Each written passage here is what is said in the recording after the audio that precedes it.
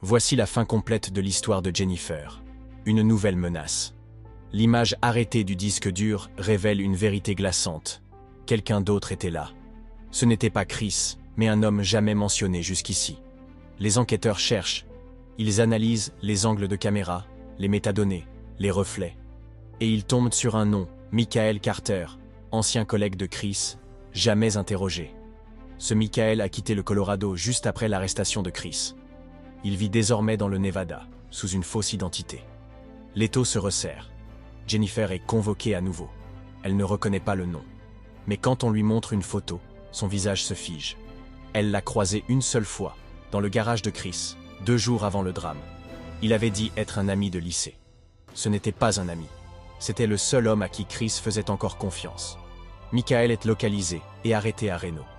Dans sa maison, la police retrouve des documents sur Jennifer, des lettres de Chris et des enregistrements audio. L'un d'eux est terrible. Chris, dans l'enregistrement, « Si jamais je tombe, tu sais quoi faire.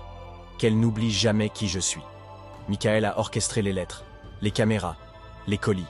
Il était l'ombre de Chris à l'extérieur. Jennifer assiste au procès de Michael. Cette fois, elle est debout, droite, calme.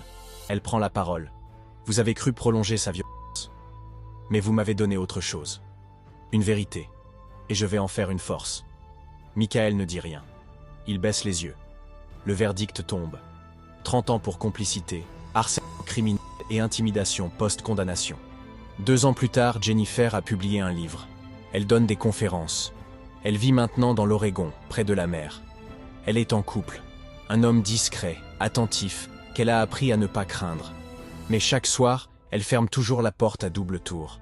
Et dans sa chambre, dans un tiroir verrouillé, elle garde la lettre originale de Chris. « Tu ne m'échapperas pas. » Pas comme une menace, comme un rappel.